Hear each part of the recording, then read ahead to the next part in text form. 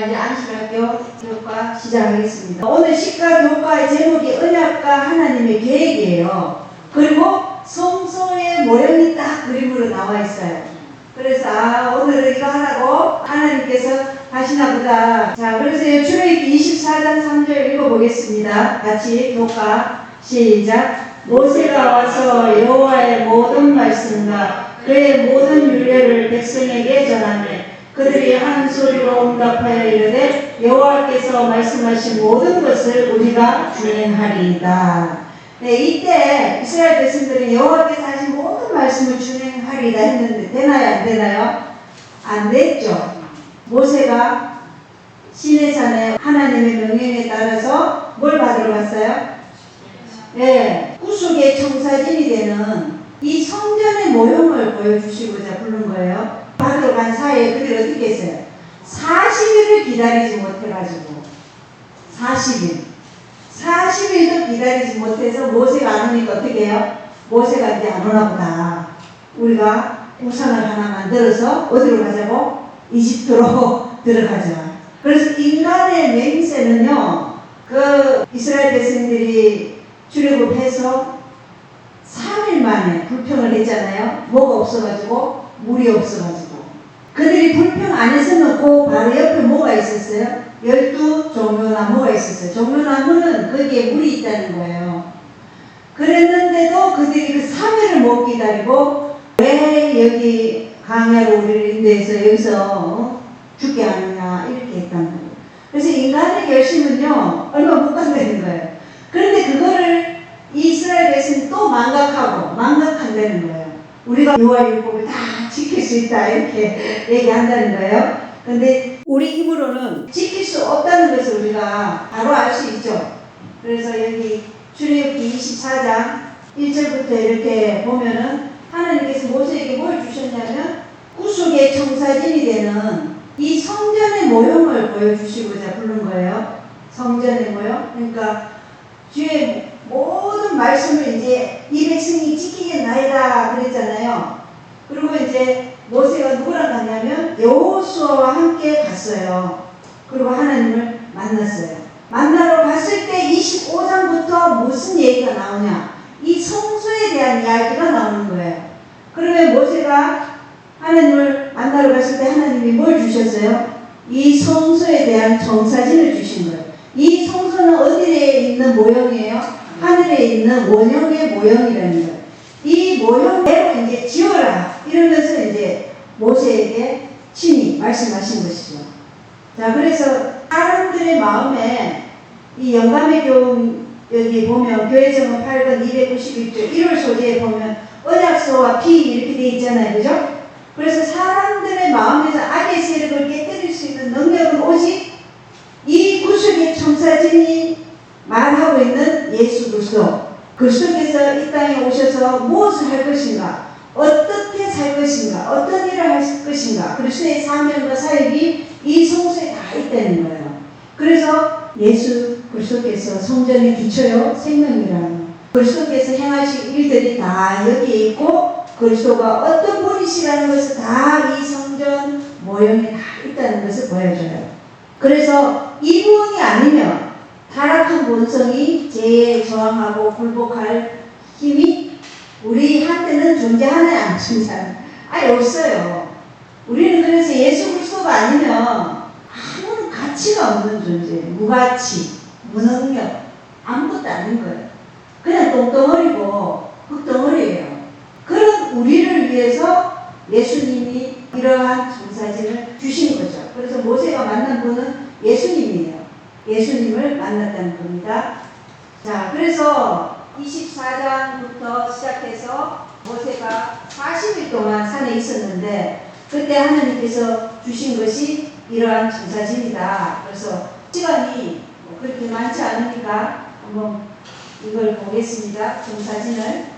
자, 여기 전체를 한번 보면 이 성소들 전체에 규격이 어떻게 되는지 아시나요? 여기가 50큐빅, 여기도 50큐빅, 여기는 100큐빅이에요. 그럼 이걸 딱 반으로 접으면 50큐빅, 50큐빅. 딱 이 반으로 접으면 딱 사이즈가 같다는 거예요. 그러면 여기랑 딱 이렇게 분리가 되는 거예요.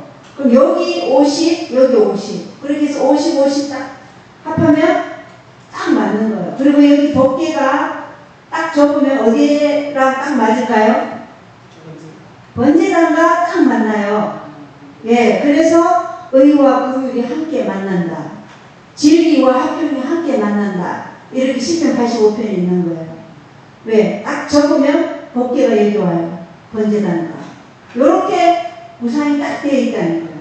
자, 그래서 이게 직사각형인데 반으로 딱 접으면 정사각형 모양이다. 그리고 이 전체 이렇게 둘러진 이거는 또는 세마포라고 그러잖아요. 이거는 그리스도의 의, 순결을 나타내는 거예요. 흰색은 순결을 상징해요. 흰색, 흰말 다 순결을 나타내는 거예요. 그래서 이 흰색으로 전체가 쳐져 있는 거예요. 하나님의 성전은. 그래서 이 흰색은 그리스도의 의를 나타낸다. 그리고 여기가 동쪽이에요. 동쪽 문을 향해서 가요. 예수님은 어디로부터 오셔요? 동쪽 문을 통해서 오셔요. 그리고 여기가 남쪽이에요. 여기가 서쪽이고 여기가 북쪽이에요. 그리고 양은 어디서 잡나요? 이 북쪽에서 잡는 거예요. 북쪽에서. 여기 기둥들이 다 있죠. 이 기둥하고 널빤지도 다 의미가 있는 거예요.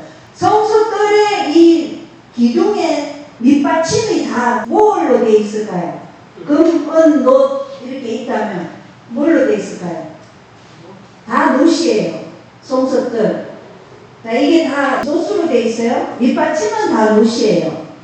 그런데 이런 기둥의 머리나 이런 부분은 은으로 돼 있어요. 왜 이게 중요하냐? 노시 상징하는 게 있고 은이 상징하는 거 있고 금이 상징하는 게 다 있어요. 그럼 노수는 뭘 상징해요? 노수는 번제단이 뭘로 만들어졌어요? 노수로 만들어졌죠. 그 노수는 그리스도의 죽으심, 희생을 나타내는 거예요. 이 노수는 그리고 우리에게 뭘 줄까요? 희망. 이 노제단이 없으면 우리는 구속을 받을 길이 없는 거예요. 죄 없으신 예수님만이 여기에서 희생당하셨고 그분만이 우리를 구원하실 수 있는 거예요. 하나님이 인간이 되셨기 때문에 우리를 창조하신 분이 우리를 위해서 그 죄값을 감당하신 분만이 우리를 구원할 수 있어요. 그래서 교황도 부처도 어느 누구도 우리를 구원할 수 없다는 거예요. 자, 그래서 노시고 여기 기둥이나 이런 데는 다 은이에요. 은은 뭘 상징하나요? 은은 구속을 상징해요. 우리는 그리스도를 통해서만이 구속을 받는다. 그러니까 은이 상징하는 것은 구속이에요. 그래서 여기 기둥들은 다 은이에요. 이 성전뜰에는 금이 없어요. 금은 어디에만 있냐? 이 안에만 있어요. 성소. 그런데 여기도 성소 차체간에 이 밑받침은 뭐냐? 노시예요. 예, 예수님이 번제단에서 죽으시고 이 밑받침은 노시예요. 그리고 이 기둥들은 다 은인데 여기에 이제 금을 입힌 거죠. 이 기둥은 은이고 그 다음에 여기 지성소의 밑받침은 뭘까요? 은이에요. 은. 여기서는 은이고 이 기둥은 다 금이에요. 그러니까 하나님이 이런 것을 다 설계할 때도 이 구속의 청사진인 예수님의 행하신 일들을 다 보여주는 거예요. 그러니까 죽으신 예수님의 희생을 통해서만이 어디로 들어간다고요? 이 성소 차체칸으로 들어간다. 그리고 이 성소 차체칸에서 이 지성소로 들어갈 때는 오직 그리스도의 믿음으로만이 들어갈 수 있는 거예요. 그게 그래서 밑받침이 은이에요. 여기는 다 노신데, 예, 그러니까 우리는 예수의 믿음으로만 어디로 들어간다? 지성소에 들어간다. 자, 그리고 여기 보면은 문이 있잖아요. 여기 20큐빗이에요. 성소 뜰로 들어가는 문. 그래서 사람이 죄를 범했을 때 양을 잡든지 염소를 잡든지 끌고 가요. 근데 이 성전이 있는 곳과 백성들이 머무는 곳하고의 거리는 거의 한 키로수가 있어요. 키로수가 백성들이 머무는 곳과 이 성전에까지 짐승을 끌고 오는데 거의 900m, 1km 정도 거리가 있다고 해요. 그만큼 하나님께서는 이 거룩한 성전 주위에 너무 가까이에 사람들이 있지 않게 했어요. 왜냐하면 하나님의 영광을 감당할 수 없기 때문에. 그래서 900m나 1km 정도 끌고 올 때 사람들이 그 사람을 볼 거 아니에요. 저가 뭔 죄를 지었지? 우리는 지금 우리 마음속으로만 하나님께 회개하고 그러지만 그때는 뭐예요? 실제적으로 내가 죄를 지었으면 약을 끌고 가야 됩니다. 그러니까 사람들이 저 사람 뭐 죄 지었네 온갖 추측이 난무하겠지만 어쨌든 그렇게 해서 가는 거예요. 그래서 뜰 문이 20큐빅 가장 넓어요. 그나마. 네, 그래서 누구라도 자신의 죄를 회개하고자 하는 마음 그리고 용서받고자 하는 마음이 누구라도 들어올 수 있어요. 물론 여기까지 이게 들어오는 것도 좁은 문이에요. 왜냐하면 이 문은 예수를 통하지 않고는 들어올 수 없기 때문에. 그래서 예수님은 좁은 문이다 그랬잖아요. 근데 많은 사람들은 어디로 가요? 넓은 문. 이 길로 안 와요. 예, 우상 숭배하는 쪽으로 가요. 그래서 이 좁은 길을 걸어가는 사람들은 소수에 불과한 거예요. 그리고 이 문을 들어와서 여기 처음에 이 번제단 있죠. 그죠? 이 번제단은 가로 세로가 5큐빗이에요. 5큐빗. 1큐빗은 팔꿈치에서 손가락 끝까지가 1큐빗이에요. 거의 치수가 한 45cm 정도. 그럼 5큐빗이면 45 곱하기 5 해보세요. 빨리. 어느 정도 될까? 그 정도의 넓이에요. 그러면은 225 2m 25cm. 그러면 이 논제단이 엄청 크죠? 엄청 크다는 거예요. 2m 25니까. 2m 가로 세로 5큐빗이고 높이는 3큐빗이에요. 3큐빗이 얼마예요? 1m 35 높이가 요 정도 온다는 거예요. 굉장히 높죠? 그래서 여기 뭐가 있냐면 비스듬하게 올라가는 이게 있는 거예요. 이걸 이렇게 타고 올라가는 거예요. 그리고 이 주변에는 뭐가 있냐? 고랑이 이렇게 파져서 이 피를 쏟으면 그게 흘러가도록 되어 있어요. 여기는 지금 그까지 표현은 안 됐지만, 그리고 이 번제단이 가장 높아요. 이 성소 기물 중에. 그 다음에 높은 것이 뭐냐? 분향단이에요. 분향단은 2큐빗이에요. 예. 그러니까 90cm. 그 다음에는 법궤나 이런 것은 1큐빗 반. 법궤와 떡상 이건 1큐빗 반이에요. 그러니까 예수님의 죽으심과 중보가 없으면 우리는 다른 것의 혜택을 전혀 못 받는다는 것을 나타내는 거예요. 그래서 가장 높아요. 두 번째로 높고. 자, 그래서 이 번제단은 그렇게 돼 있다. 그리고 여기에 이제 요 뿔에 고리가 있어서 요 안에 우리 철망 같은 거 있죠? 철망 같은 걸로 해가지고 그 안에 짐승을 각을 떠서 놓잖아요. 각을 몇 조각으로 뜨는지 아십니까? 이스라엘 지파가 몇 명의, 몇 지파예요? 12지파잖아요. 각을 12개를 떠요. 그러니까 각을 뜰 때 그 짐승의 뼈가 있잖아요. 뼈에 따라서 딱딱 각을 떠요. 다리, 뭐, 허벅지, 이런 식으로. 딱 각을 뜨는 그게 있는 거예요. 그게 12각으로 뜨는 거예요. 그렇게 해서 여기서 태울 것은 태우고, 지는 밖에서 태울 것은 또 성소 안에서 태우지 않는 것. 그것은 또 어디, 여 밖에서 태우잖아요. 그죠? 이렇게 하고 있어요. 그리고 롯이 우리에게 희생도 나타내지만 희망이기도 하다. 그리고 이게 물두멍이죠. 이 롯은 예수 그리스도께서 인류를 대신해서 모든 죄를 자신이 지고 이 죄를 우리에게서, 우리 마음에서 제거하기 위해서 희생당한 거죠. 그리고 물두멍은 씻는 거예요. 제사장들이 성소에 들어가기 전에 항상 뭐 해야 되냐? 물두멍에서 손을 씻어요. 이것은 회개를 상징하고 성령께서 이 물두멍에서 우리를 어떻게 해야 돼요? 새롭게 표현하는 그런 경험이 있어야 되는 거예요. 그래서 항상 물두멍이 있는 거예요. 그래서 이렇게 일직선이에요. 자, 그래서 이 물두멍도 뭘로 만들어요? 노수로 만들죠. 그래서 성소의 뜰은 다 희생을 나타내요. 희생. 예수님의 희생으로 우리가 죄를 회개함 받고 용서함 받고 새롭게 태어난다. 그래서 다 롯이에요. 롯제다. 그리고 이제 여기 성소 첫째 칸으로 들어가죠. 자, 여기 성소 첫째 칸에 밑에는 놋받침이고 요 기둥은 은이라고 그랬어요. 그리고 여기에 들어가는 데 있어서 기둥이 몇 개냐면은 이거는 5개예요. 여기 기둥은 5개, 여기 기둥은 4개예요. 자, 그리고 기둥이 4개라는 건 동서남북을 나타내죠. 4는 성경에서 전 세계를 나타내는 거예요. 동서남북 전 세계잖아요. 그래서 4 기둥은 내 기둥. 근데 이게 5개고 이게 4개라는 것은 의미가 있는데 성소에 들어가는 기둥이 5개라는 것은 인류를 대속하기 위해서 예수님의 몸에 난 상처가 5개라는 것입니다. 2손, 2발, 창에 찔린 옆구리인 것입니다. 그리고 양은 여기 북쪽에서 잡아서 이렇게 각을 떠서 이렇게 가는 거예요. 그리고 짐승을 죽일 때 누가 죽여요? 죄인이 죽이는 것이 제사장이 절대 죽이는 게 아니에요. 죄를 지은 죄인이 양의 목을 따요. 예. 죄인이 직접 양의 목을 따고 그 양의 머리에 먼저 따기 전에 어떻게 해요? 양의 머리에 자기 죄를 고백하고 그 죄를 어떻게 한다고요? 양에게 전가하는 거예요. 그러니까 이 사람에게 있던 죄가 어디로 간다는 거야? 양에게 간다. 그게 기도할 때도 자기 그 약으로 가는 외다.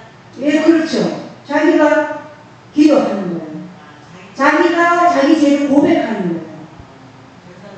예, 제사장이 하는 게 아니에요. 제사장은 죄인이 양의 목을 따면 거기에 피를 받는 거죠. 피를 받아서 개인의 죄는 성소 안으로 가져가지 않아요. 번제단에서 해결해요. 개인의 죄는. 그러나 성소 안으로 들어가는 피가 있어요. 그건 어떤 피냐? 전체 회중이 지은 죄, 그리고 제사장이 지은 죄. 그러니까 계급이 높을수록 그 죄의 엄중함이 더 크다는 거예요. 그래서 말씀을 전하지 않는 사람보다 말씀을 전하는 사람에게 하나님께서는 더 큰 엄중한 심판을 하신다는 거예요. 그래서 지도자가 지은 죄에 대해서는 피를 다 성소에 가져가요. 그렇지만 개인이 지은 죄에 있어서는 성소 안에 가져가지 않고 제사장이 피를 번제단에 뿌리고 나머지는 제단 밑에 쏟는 것입니다. 제사장이 뭘 해요? 고기를 먹어요. 그러므로서 죄가 누구에게 전가돼요? 제사장에게. 그리고 제사장이 또 성소에 들어가면서 그 죄도 성소에 기록이 되고 회개한 것들이 기록이 되는 거예요. 그 전체 회중이나 제사장의 죄는 피를 가지고 들어가지만 개인이 지은 죄에 대해서 또는 어떤 문제 지도자가 아니고 일부 지파에서 지은 그런 죄에 대해서는 성소에 피가 가지고 가지 않는다. 이게 레위기서에 다 있어요. 자, 그리고 이제 여기 가보면 여기 떡상이 있잖아요. 그죠? 그 다음에 여기 떡상 맞은편에 뭐가 있냐면 촛대가 있죠. 그리고 여기 분향단이 있어요. 자, 떡상에 뭐가 올려져 있어요? 항상 6개씩 진설병이 올려져 있어요. 진설병이 올려져 있는데 여기는 누룩을 넣으면 안 되죠. 누룩이 없는 진설병. 그 위에 유황이 있어요. 유황은 뭘 나타내냐면 죄 없는 그리스도의 의를 나타내요. 우리 죄를 치유하시는 그리스도의 의를 나타내요. 우리는 그리스도의 의로 치유를 받고 회복함을 받지 우리의 의는 없는 거예요. 그래서 유황이 그 진설병 위에 있어요. 그리고 거기에 뭐가 있냐? 포도즙도 있어요. 포도즙은 뭐라 그랬어요? 교리예요, 교리. 그래서 이 하나님의 말씀만이 우리가 가져야 할 순수한 진리라는 것을 말씀하고 있어요. 그래서 이 떡상은 하나님의 말씀. 그 말씀으로 우리는 이 번제단에서 우리의 옛사람이 죽고 물도명에서 죄를 회개하고 새 사람으로 부활해가지고 이 말씀을 매일같이 먹으면서 우리는 사는 거예요. 그리고 이 7금 등잔 때는 높이가 정해져 있지 않아요. 이불 중에서 높이가 정해져 있지 않은 게 이 물두멍과 금초대예요. 그래서 우리의 죄를 회개하는 그 깊이도 하나님이 정해놓지 않았다는 거예요. 그러면 누가 가장 이 죄를 많이 회개할까요? 가장 많이 용서받은 자. 맞아요. 가장 많이 용서받은 자가 하나님의 사랑을 더 깊이 느끼고 은혜를 더 깊이 느끼는 거예요. 그게 막달라 마리아였어요. 베나니의 시몬, 문둥병자의 시몬은 막달라 마리아를 성범죄했지만 그는 자기 죄가 그렇게 심각한지 몰랐어요. 그는 문둥병자였잖아요. 그걸 치료를 받았고 자신이 성범죄한 것도 용서함을 받았어요. 그런데도 그는 막달라 마리아만큼 자신이 큰 은혜를 받았고 용서를 받았다는 것을 알지 못하는 거예요. 그러나 막달라 마리아는 우리가 우리가 객관적으로 봤을 때 죄 정도에 봤을 때 그 시몬보다 더 큰 죄를 범하지 않았지만 자기 자신은 가장 많이 용서를 받았다고 생각했기 때문에 자기 전 재산을 털어서 한 옥합을 예수님께 부어드렸던 거예요. 이게 물두멍이었어요. 왜 우리가 이런 심령으로 지금 살아야 되는, 내가 가장 큰 은혜를 받았고 내가 가장 큰 용서를 받았고. 그래서 이 물두멍과 이 일곱 금초대는 높이가 정해져 있잖아요. 왜 일곱 금초대는 또 높이가 없느냐? 일곱 금초대는 무게는 있어요. 1달란트라는 무게. 이걸로만 만들어. 그러나 어떻게 만드느냐에 따라서 그 높이는 더 높아질 수 있고 그래요. 무게에 따라서. 왜 정교한 기술로 하면 더 높이 할 수 있죠. 그리고 일곱 등잔대죠. 사실은 촛대가 아니에요. 촛대는 가톨릭에서 사용하는 언어예요. 사실. 그래서 촛불 집회 전부 다 그건 가톨릭적인 거예요. 금 등잔대. 왜냐? 이 일곱 등잔대가 있는데 여기에 기름을 담을 수 있는 이런 등잔입니다. 촛대를 꽂는 게 아니고 기름을 담을 수 있는 이런 아몬드 모양의 등잔대가 있는 거예요. 그게 이렇게 양쪽으로 다 있는 거예요. 6개. 그리고 마지막 중간에 이제 또 하나 이래서 7개. 그래서 7금 등잔대인 거예요. 근데 이 등잔대가 상징하는 게 뭐예요? 이 줄기는 누구를 나타내요? 예수님을 나타내죠. 그래서 거룩하신 이와 또 가지는 누구를 나타내요? 예, 우리를 나타내요. 예수님을 믿는 백성들. 그러니까 거룩하게 하신 이가 누구예요? 예수 그리스도. 그리고 거룩함을 입은 자는 하나님의 백성. 이렇게 연결이 돼요. 그래서 나는 포도나무니 너희는 가지니라. 이렇게 딱 성경 말씀이 연결이 되는 거예요.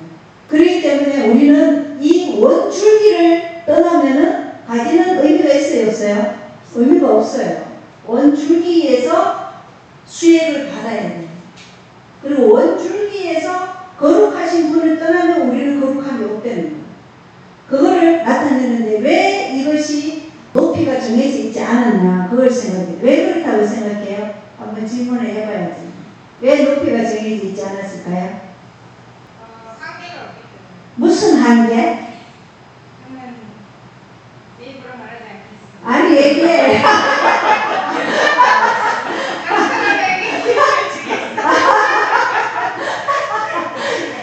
몰라가지고 얘기 안 한다 이거. 기름을 받는 분량에 대해서. 네. 어? 뭐라고? 기름 받는 분량. 거룩함의 분량에 한계를 정하지 않았다는 거야. 거룩하신 이, 그리고 거룩함을 받은 사람들의 그 한계가 없다는 거야. 그래서 우리는 글쎄 장성한 분량으로 얼마든지 자라날 수 있다는 것을 이 일곱 등잔대가 한계를, 높이의 한계를 정하지 않았다는 이 정말 귀중한 진리가 있어요. 그래서 높이를 정하지 않은 거예요. 자, 그러면 여기에서는 기름은 무슨 기름만 써요? 올리브유, 맞아요. 올리브유 기름만 쓰는 거예요. 그 올리브유가 우리가 위장이 아프거나 할 때 올리브유를 한 숟갈 먹으면 위장병이 치료가 되는 거예요. 먼저 식사 전에 먹으면 올리브유. 그 올리브유만 여기에 쓰는 거예요. 그래서 그게 심지를 통해서 올리브유에 기름을 붙여서 그렇게 타게 하는 거예요. 그리고 이 분향단 있죠? 분향단은 이 떡상하고 이런 건 다 금이에요. 금. 이 성경 기물은 다 금이에요. 그럼 이 분향단은 금 제단이에요. 그래서 성경에 제단이 2개가 나오는데 하나는 번제단, 번제단이죠. 요 제단은 금 제단, 이러면 분향단을 얘기하는 거예요. 분향단. 이 분향단에 쓰는 향이 있어요. 자, 그럼 이 분향단에는 몇 가지의 향이 들어갈까요? 분향단에 향이 들어가죠. 몇 가지예요? 5가지. 5가지. 얘기해봐요. 수압향, 유황 들어가고, 나가면 소금 들어가고, 나감향, 풍자향. 이렇게 5가지. 수압향이 뭐냐면 기도에 쓴 고백이에요. 기도, 우리가 잘못한 거 시인하는 게 쉽나요? 어렵나요? 어려워요. 가족한테도 내가 이래 잘못했다 말하는 거 쉽지 않아요. 그게 쓴 고백이에요. 쉽지 않아요. 나가면 이 향기가 오래 간대요. 그래서 이건 뭐예요? 하나님께 쓴 고백을 해서 그분이 우리를 용서해 주시는 것에 대해서 우리가 늘 감사하고 찬양하라. 나가면 그래, 나가면. 그리고 풍자함은 열심을 가지고 기도하라는 거예요. 열심. 쉬지 말고 기도하라. 이게 풍자함이에요. 그리고 유황은 아까 죄를 치유하시는 예수 그리스도의 의. 예레미야서에 뭐가 돼? 길라앗에 누가 없느냐? 의사가 없느냐? 유황이 없느냐? 너희가 근데 길라앗의 의사 대신 예수 그리스도가 계시고 길라앗의 유황 대신 예수 그리스도가 계신데 너희가 어디 가서 지금 우상 숭배를 하고 있다고요? 엉뚱한 이방신에 가서 지금 너희가 우상 숭배를 하고 있다. 이렇게 예레미야서에 하나님 부시는 말씀입니다. 길라앗의 유황 대신 그 유황은 우리의 죄를 치유하시는 분은 오직 예수 그리스도밖에 없다는 거예요. 그분의 의만이 우리의 죄를 치료하신다. 그 다음에 꼭 들어가는 게 있어요. 소금이에요. 소금은 이 짐승을 밥을 뜨고 짐승은 노제단 태울 때도 소금이 들어가요. 왜 소금이 들어가요? 뭐라고? 상하지 말라고. 맞아요.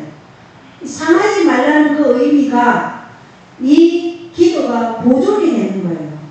우리의 기도가 보존이 되면 예수 그리스도의 의와 섞여야 되잖아요. 그 섞이는데 그 예수 그리스도의 의는 영원하다는 것을 말해주고 있어요. 그래서 소금이 들어가요. 그래서 이스라엘 백성들이 바벨론에 포로로 끌려갔다가 다시 나올 때 아닥사스다 왕이 소금에 대해서는 한계를 두지 말라고 했어요. 왜냐? 이 제사를 지내려면 반드시 뭐가 있어야 돼요? 소금이 꼭 필요해요. 그래서 소금에 있어서는 한계를 정하지 말고 줘라 그랬어요. 그들이 원하는 대로 다 주라고. 그래서 소금이 꼭 필요한 거예요. 그래서 이 분향단이 이 번제단은 3큐빗 높이가 분향단이 2큐빗 그 다음에 높다. 그래서 이 예수님의 희생과 중보가 없으면 우리는 이 지성소로 들어갈 길이 없다는 거예요. 어? 소금 바다에서 구하지. 그렇지, 다 구하는 방법이 있지. 지금부터 소금은 귀했어. 귀했기 때문에 그 귀한 거를 아닥사스다 왕이 한계를 정하지 말고 주라고 그랬어요. 이스라엘 백성들을 위해서. 아닥사스다 왕이 누구의 아들일 것 같아요? 에스더의 아들일 가능성이 많죠. 아하수에로 왕과 결혼한 에스더의 아들이 아닥사스다 왕일 가능성이 많다. 왜냐? 아닥사스다가 이스라엘 백성이 성전을 지었지만 예루살렘 전체 도시를 회복하라고 얘기했고 예루살렘 자치적으로 이제 정치와 종교 이런 것을 분리시켜버린 거예요. 그러니까 메데 바사의 속국이 아니라 이스라엘 자체의 독립국으로 인정해준 게 아닥사스다 왕이에요. 그리고 에스라를 그 이스라엘의 서기관이요 제사장으로 높였고 느헤미야가 또 수많은 가문이었어요. 그러니까 아닥사스다 왕은 이 유대 민족을 너무나 잘 알고 있는 왕이에요. 그러니까 에스더의 아들이 가능성이 많죠. 자, 그럼 이제 이 분향단까지 배워져야 되죠. 분향단은 예수님의 중보예요. 이 중보가 없이는 우리의 기도도 무용지물인 거예요. 왜냐, 그 중보에 예수님의 의, 공로가, 피의 공로가 섞여야지만이 하늘 아버지께로 가요. 자, 근데 여기 희장이 있어요. 여기에 희장이 있고, 여기에 희장. 이 희장과 이 희장이 천장을 덮지는 않아요. 보여요. 그래서 지성소로 들어간 이 희장이 이렇게 약간 낮아요. 왜 낮냐? 제사장이 여기서 기도할 때 하나님이 어디서 응답하셔요? 쉐키나에서, 이 법궤에 있는 쉐키나에서 응답하셔요. 어떻게 응답해요? 오른쪽이 빛이 나면 승낙하시는 거고, 왼쪽이 빛이 나면 불가하는 거고, 또 제사장이 입고 가는 옷에도 그게 있죠. 뭐가 있어요? 흉배, 우리가 둠빔이라는 흉배가 있잖아요. 오른쪽은 승리의 손이에요. 왼쪽은 허락할 수 없다. 이렇게. 이런 것을 하나님께서 직접 여기서 응답하시기 때문에 이 희장이 천장까지 있는 게 아니고 약간 낮아요. 볼 수 있어요. 하나님의 응답하신, 빛으로 그 응답하신 것을 볼 수 있도록 그렇게 해주셨어요. 그리고 이제 이 언약궤는 법궤가 있고 그 위에 뭐가 있어요? 시언자, 긍휼의 자리. 그래서 율법이라는 이 하나님의 십계명이 있고 그 위에 시언자, 이건 긍휼의 자리, 자비의 자리예요. 그러니까 거기에 양쪽에 누가 있어요? 두 그룹 천사가 있죠. 두 그룹 천사가 한쪽 날개로는 자기 얼굴을 또 다른 쪽 날개로는 발을 가리고 나는 날개 2개만 있고 나머지는 얼굴을 가리고 발을 가리고 주님 앞에 설 때 우리의 자세가 이 거룩천사가 말해주는 거예요. 그만큼 우리가 거룩하신 분 앞에 설 때 우리의 자세가 그분을 악망하고 존경하고 위험 있는 분 앞에 서는 그런 기분으로 그런 마음으로 하나님 앞에 서야 된다는 것을 거룩천사가 보여주는 거예요. 그래서 우리가 하나님 앞에 설 때 여기 앞에서 농담하거나 이러면 안 되는 거예요. 이상한 농담, 그런 농담 일어나야지 하면 안 된다고 그랬거든요. 자, 그 거룩천사가 있고 그 거룩천사가 뭘 지키고 있어요? 하나님의 법궤를 지키고 있는 거예요. 그래서 루시퍼가 뭐 하는 천사였어요? 거룩천사였잖아요. 하나님의 법궤를 지키던 천사였어요. 그러면 하나님의 법궤를 지킨다는 가장 가까이 하나님을 수종드는 천사였어요. 그러니까 하나님이 가장 아름답게 만들었죠. 하나님이 만든 피조물 중에 루시퍼만큼 아름다운 피조물이 없다고 그랬어요. 루시퍼를 상징하는 보석은 10개, 예수님을 상징하는 보석은 12개. 그래서 루시퍼를 가장 피조물 중에 아름답게 만들었다.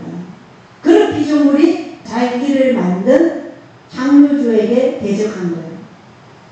자, 그러면 이제 대충 이 설명은 다 됐어요. 그 다음에 여기 뭐냐, 덮개. 여기 지금 고리 있죠? 이 고리로 다 이렇게 덮어지는 거예요. 제일 안쪽에 덮개가 이거예요. 뭐가 그려져 있어요?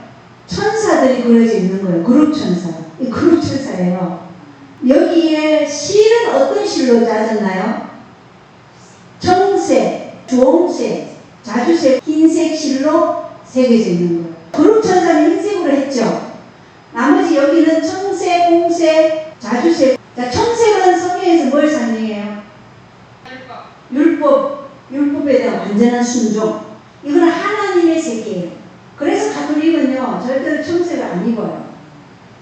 주홍색, 무슨 걸 의미해요? 네, 피를 의미해요. 예수님이 희생과 봉사를 나타내요. 그 다음에 자주색. 자주색은 예수 그리스도께서 신성과 인성의 연합으로 인해서 그분이 뭘 획득했어요? 하늘에 들어가서 어떤 지위를 획득한 거예요? 대제사장님이죠. 그래서 자주색은 누가 많이 입어요? 요한권이 자주색이고 붉은색을 취하잖아요. 자기들이 예수님께서 행하신 그 사역을 취하는 거예요. 붉은색 옷을 입고 그들은 자주색 옷을 입어요. 이 자주색은 왕의 옷이죠. 그래서 예수님이 십자가에 돌아가실 때 그 로마 군병들이 예수님에게 뭘 입혔어요? 자주색 두루마리 왕의 옷을 입힙니다. 그래서 자주색은 대제사장 옷이기도 하고 왕의 색깔입니다 한 거예요. 그거를 수를 짜는 거예요. 그 실로. 그런데 성전에 들어가면 뭐가 보여요? 천장을 보면 이것만 보이는 거예요. 성전에 들어가서 천장에 보면 얘가 보이는 거예요. 이 청색과 주홍색과 자주색으로 수놓고 흰색으로 그룹천사를 수놓은 요것만 딱 보이는 거예요. 나머지 이 세 덮개는 안 보이죠. 그래서 이 그룹천사의 의미는 뭘까요? 그룹천사. 구원받은 인류를 나타내는 거예요. 우리가 천사와 함께 있을 거잖아요. 그리고 사람이 반역으로 인해서 천사 3분의 1이 어떻게 됐어요? 쫓겨났잖아요. 지구로. 그런데 실제로 예언의 시대 보면 3분의 1이 아니라 절반이나 가까운 무리들이 이렇게 돼 있어요. 그러면 그 절반의 무리가 쫓겨나고 그 절반의 무리가 어디로 들어가는 거예요? 이 지구에서 절반의 무리가 하늘에 들어간다는 거예요. 그래서 이 천사는 구원받을 하나님의 백성을 나타내는 거예요. 그리고 이 백성들이 나중에 하늘 가면 이 자리에 있게 되는 거예요. 그래서 14만 4천만이 새하늘과 새 땅에서 하나님을 섬기는 거예요. 천사가 아니에요. 그래서 우리가 천사들보다 더 높은 지위를 확보하는 거예요. 지금은 우리가 흙으로 만들어졌을 때 우리가 천사보다 더 높은 지위를 획득하는 게 이 그림이 보여주는 거예요. 그 다음에 뭐예요? 이 염소틀이에요. 염소틀은 그리스도의 의를 상징해요. 왜냐? 그룹 천사를 상징하는 인류가 이렇게 하늘에 갈 수 있는 것은 오직 그리스도의 의로만이 갈 수 있기 양틀이기 때문에 그 다음이 염소틀이에요. 그 다음이 뭐예요? 하나 질문. 뭐예요? 왜 양털 아니고 염소털이에요? 양틀은 그 다음에 나와요.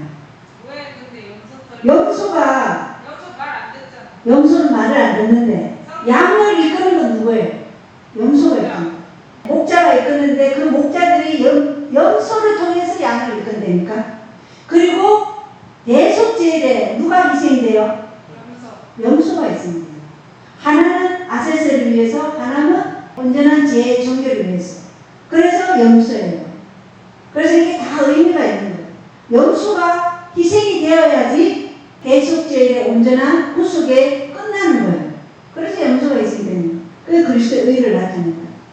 그 다음에 양털이에요. 피 묻은 순양털. 붉은색으로 이렇게 염색을 하는 거죠. 그래서 피 묻은 순양털이 세 번째. 이거는 예수님의 희생을 나타내죠. 그 다음에 맨 마지막에 가죽이 뭘까요? 오소리예요. 오소리. 근데 개혁 한글에는 오소리라 안 돼 있고 해달이라 돼 있어요. 해달. 해달은 어디에 살아요? 해달은 강이나 이런 데 살고 오소리는 우리 집 주변에도 있어요. 오소리예요. 오소리. 하기 쉬운 오소리 툴로 짠 거예요. 왜냐? 이 오소리 툴은 비가 오거나 눈이 와도 젖지 않아요. 완전한 방수가 되는 거예요. 그리고 이 오소리 틀은 볼품이 없어요. 이게 바로 뭘 나타내냐면 그리스도께서 성육신 하신 그 모습을 보고 이스라엘 백성들이 뭐라고 그랬어요? 볼품 없고 허무할 만한 아름다운 것이 없다. 그게 뭘 나타내는, 이 오소리가 나타내는 거예요. 그럼 밖에서 보면 뭐만 보여요? 요것만 보이는 거죠. 이렇게 성소가 구성되어 있어요. 좀 그래도 그려지죠 이제? 우리 박박 집사님 좀 그려져요? 오늘 그 도깨가 그렇게 많이 있는 줄 몰라요. 아 예. 그러니까 밖에서 보면 성소가 굉장히 볼품 없이 보여요. 초라해 보이는데 안에 가면 안에 금빛 딱 찬란한 들어가면 이제 막 휘황찬란하고 금빛으로. 저렇게 덮는 것도 몰랐어요. 그리고 여기 불빛이 금 등잔대가 있잖아요. 그게 환하게 비추기 때문에 여기 안에 들어가면 완전 금빛이 착 찬란한 거죠. 네, 그러면 그 시키나의 그 천사들이 그 천사들은 뭐예요? 그 위에 있는 거예요? 여기 지성소 법계 위에 그룹 천사가 이렇게 법계가 있어요. 요 뚜껑이 시연자라는 거예요. 긍휼의 자리. 그러니까 시연자는 뚜껑이에요. 상자 뚜껑이 상자 뚜껑. 율법 상자의 뚜껑이 시연자. 거기에 긍휼의 자리라고 그러는데 거기 양쪽에 그룹 천사가 있다. 그래서 이 성소에 들어가면 이 일곱 금 등잔대가 없으면 깜깜하겠죠. 그래서 예수님이 나는 세상의 빛으로 왔느니라. 그리고 너희도 뭐라고 그랬어요? 너희도 세상의 빛이고 소금이다. 그래서 너희를 통해서 소금은 보존의 역할이 있잖아요. 너희를 통해서 뭐가 보존된다고? 이 복음이 예수 그리스도의 복음이 계속적으로 보존된다. 그래서 세상의 빛이요 소금이다. 우리가 빛과 소금의 역할을 해야 된다는 거예요. 그래서 이 금등잔대와 세키나에서 비추는 그 빛이 이 성소 안에 가득해요. 그러면 이 제사장이 들어갔을 때 얼마나 음숙할까요?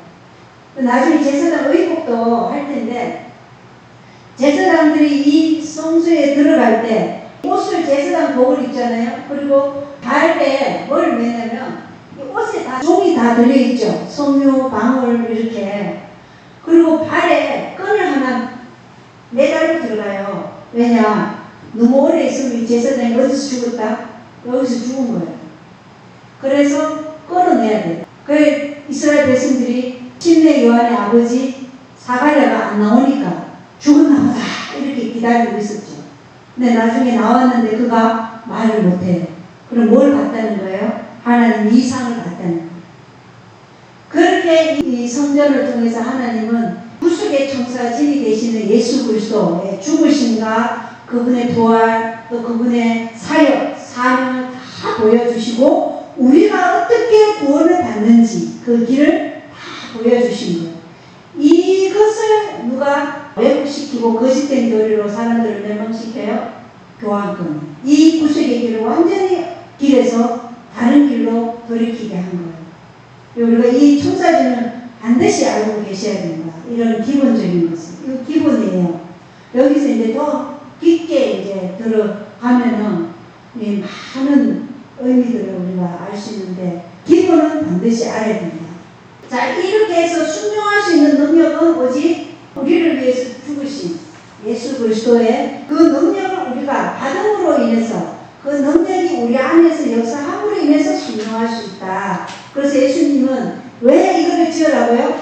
내가 그들 중에 있기 위해서, 이스라엘 백성 중에 있기 위해서. 그래서 이스라엘 백성들이 광야에서 하는 동안 40년 동안 거의 50번을 옮겼다고 그래요.